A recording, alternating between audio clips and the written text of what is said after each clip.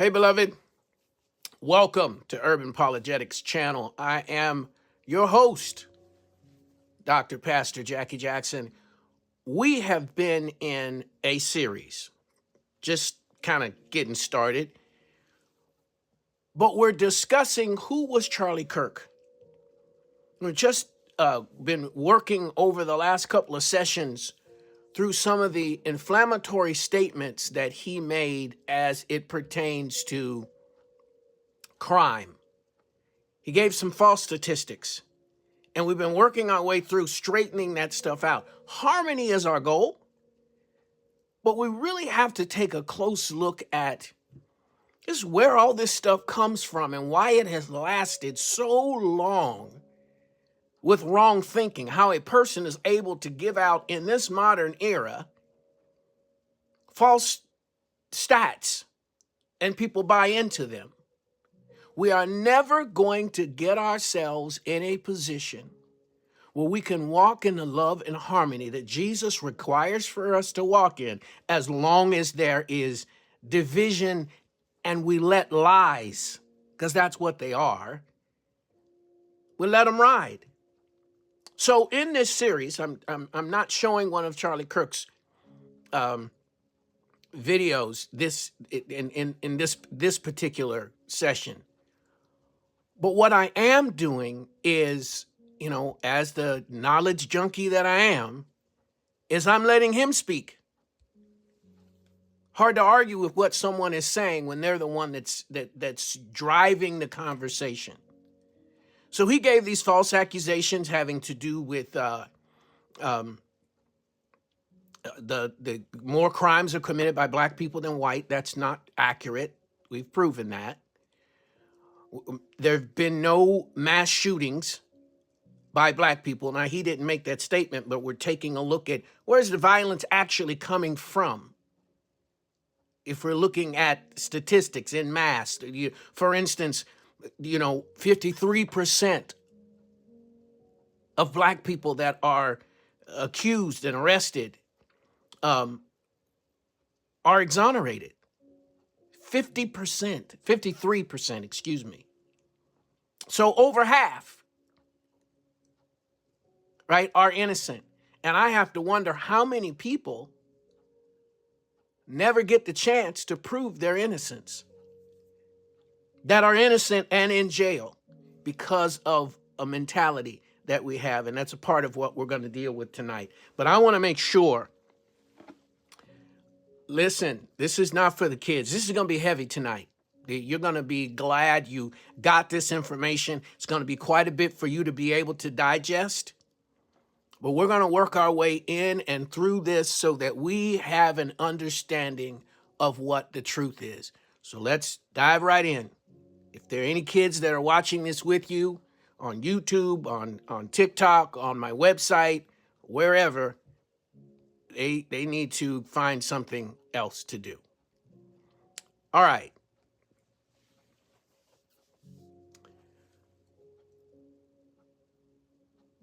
Unarmed black folks are shot 0.77 a day. Now, what that average comes out to is almost one per day. Almost one unarmed black individual, both black and female, are shot and killed by police every day. The only reason you would do that is because you have a particular view of black lives. And this dates back, we're going to, look at this for real, to slave patrols.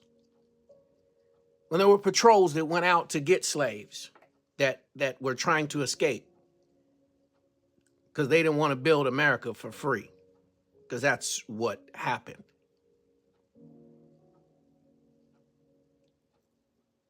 And those slave patrols morphed into our modern day police department.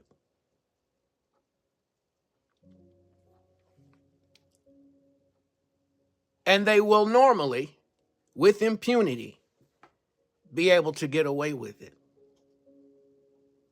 There's a story here. Not going to read it. I want to tell you of a man who was afraid. Minor traffic violation, but so many black people, again, almost one every day. And when it hits the news, when it's reported on a regular basis, we really get an idea of just how high this number is. Listen, unarmed. Unarmed. Let that sink in. People that are not a threat. Every day. So this man, lights are going, needs to pull over, and he takes off running because he's afraid. When the police catch up to him, they asked him, "Why did you run?" Now, this video, I saw this on YouTube or TikTok. And they asked this man, "Why did you run?" And he said, "Because I'm afraid of you." Now, nobody should feel like that about the police department that's supposed to serve and protect you. But he ran because he was afraid. End result, they beat him to death. What he feared the most came upon him. Now there ain't no God in that nowhere. It's not godly behavior. And as Christians, we should be appalled by that. That should bother us. I've seen other videos, and perhaps you have too. Black men being shot in the back, while others are ignored and can walk right past the police that have a lighter hue.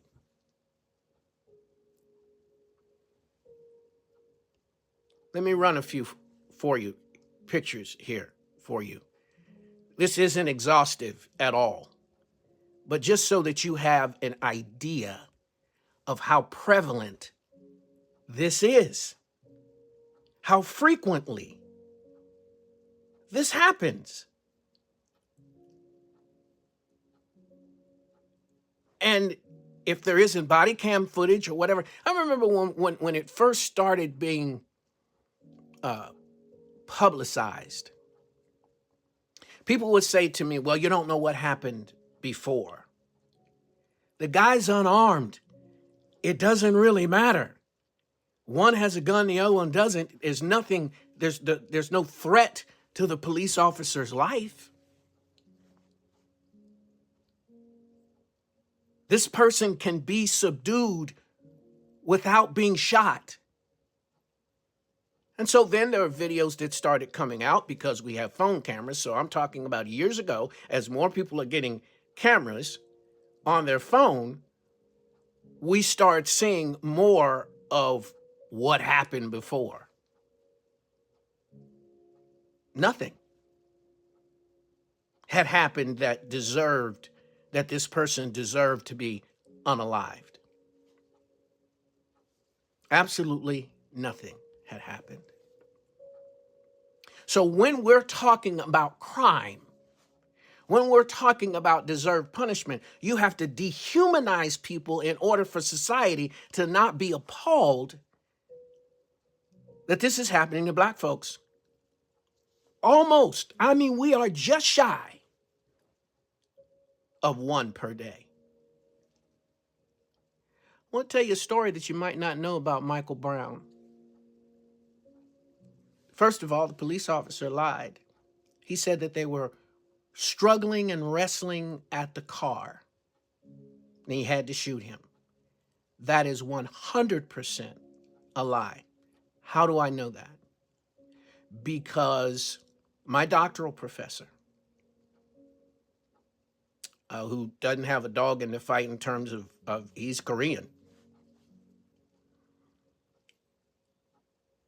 went to meet with other pastors in Ferguson and was taken to the site where Michael Brown was killed. And this is what they discovered. This picture doesn't quite do it justice, but I want to give you a couple pieces of evidence. Because the patrol car was parked by a fire hydrant, and that's where the spent shells landed by the fire hydrant, and where Michael Brown took his last steps, we know from that the distance between where the shots were fired and Michael Brown was killed was about the distance from home plate to the pitcher's mound. Where he first started shooting at him is right where past second base, where the outfield would begin. Or that's where he's calling him towards him. But this is where he shoots him. Michael Brown was unarmed. There was no wrestling match between. It's a lie. CNN in an interview with two men that were construction workers that were on site when it happened. And this is very tricky. I'm not accusing CNN of anything. Got a lot of respect for them, but I don't understand why this piece didn't go further. In that when they interviewed them, they said the same thing that my professor had said in terms of distance, how it went down. There was no wrestling at the card, all that. They were interviewed one time, didn't see them on any other network, and they were never heard from again. That I'm aware of. And these police officers, when they do this to Breonna Taylor and people, they just jump counties or states. The person that killed Breonna Taylor is doing policing in my area right now. At the time of this recording, right now, he is probably about 35, 40 minutes from where I'm sitting right now. Just left Kentucky and came here. And a police officer that I asked him, I said, really? You know what he said to me? A police officer said, the sheets, take care of the sheets. You can do anything you want with that. But basically he's saying there's a network where they'll take care of each other if that happens. But Michael Brown was a young man, unarmed, that lost his life. No, he wasn't perfect. I know the first thing they do is try to figure out what crime the person has committed and all that silly kind of stuff. I understand that, but if they're unarmed, they're unarmed. And need to be locked up, but don't need to be killed. And these minor traffic stops where people end up dead, and with 53% of the people that end up arrested being exonerated, we've got a problem. And so it stirs up these feelings of anger, animosity, that prevent what Jesus said. And you have to listen, beloved. You got to come out on the right side of this, because one day you're going to be judged by God, and groupthink is not going to save you. God is going to ask you about your heart.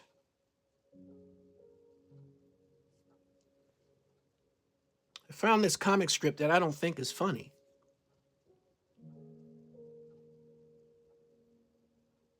I don't think it's funny. I think that it's sad.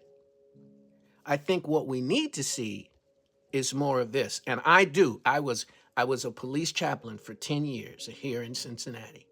There are a lot of great police officers. All of the officers that were in my family, my aunt, my uncle, my cousin, police chief in a small town in Alabama. My sister was a deputy sheriff. Big cop family, pro-good cop.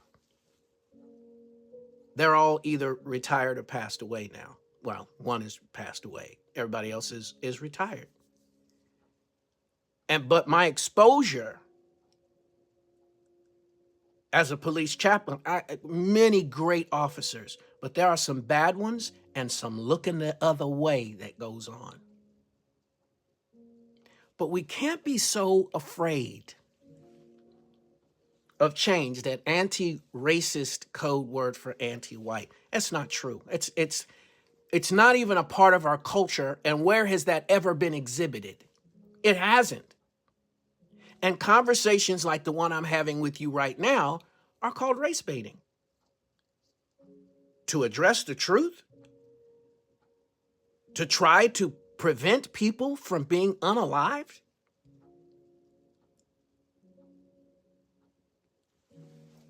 is race baiting. So we just ignore these issues. It's, because I've been accused of that,